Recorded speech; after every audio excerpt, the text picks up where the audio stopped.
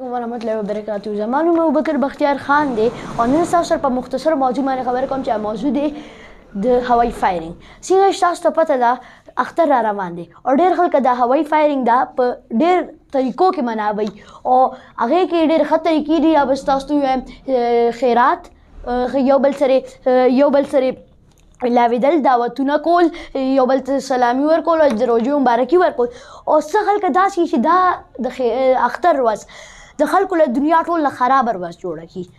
هغوی به بیا د اختر بیا کله سوچ هم نه کوي چې اختر منع وکړي او خلک څه کوي؟ هوایي فایرینګ کوي او خلک پکې ولي.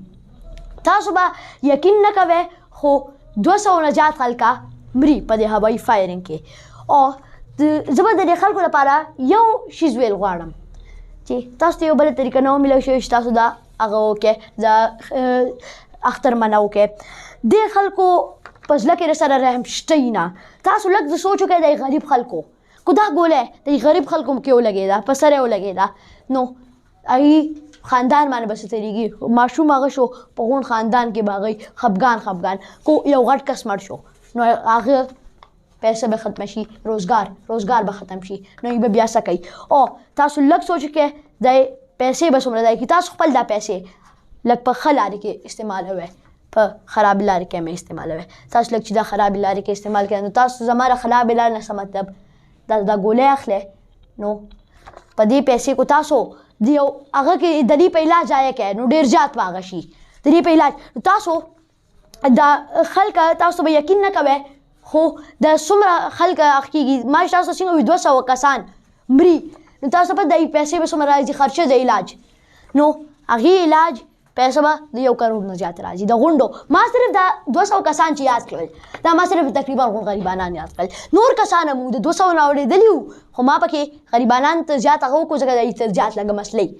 نو زه به یو ځل بیا SHO صاحب او DPO صاحب او امامونو ته چې کوم په جوماتونو کې د اعلام هغوی دي جوماتونو کې وایي او SHO صاحب او DPO صاحب دی د دې خلاف اواز وچېږي. خو د SHO صاحب او DPO صاحب نه یېرېږئ، د الله نه ویېرېږئ او د هغه د رسول نه ویېرېږئ. تاسو نیمه ګنټه والئ او سوچ وکړئ د دوزخ باره کې، دوزخ اور باره کې. خو تاسو ته دوزخ یې شوي زیات در یادوم. دوزخ د یو کویله د اور هغه چې زمونږ د دنیا ټول اور نه ډېر زیاته ګرمه ده، ډېر زیات غټ دی. هسې یو کس چې په روژو کې هوایي فایرینګ کوي بل کس به ورته وایي چې ودرېږه خراب کار دی. دومره ته پته خراب کار دی که نه؟ دومره ته پته ده که نه خراب کار دی که نه؟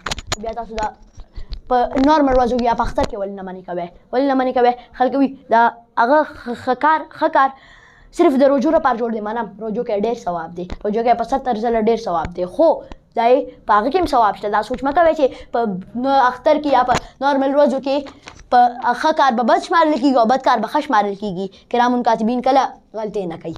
نو تاسو لږ کوشش وکړئ چې د هغه بند کې مونږ څومره تاسو نصیحت کول شو تاسو د نن دپاره څومره نصیحت کول شروع کړئ. نور د ستاسو مرضي ده. دوزخ او جنت څخه هر څوک پېژني، هغه ښه او بد هر څوک پېژني، نور بیا ستاسو مرضي ده. زه به ستاسو نه اجازت غواړم. جزاک الله.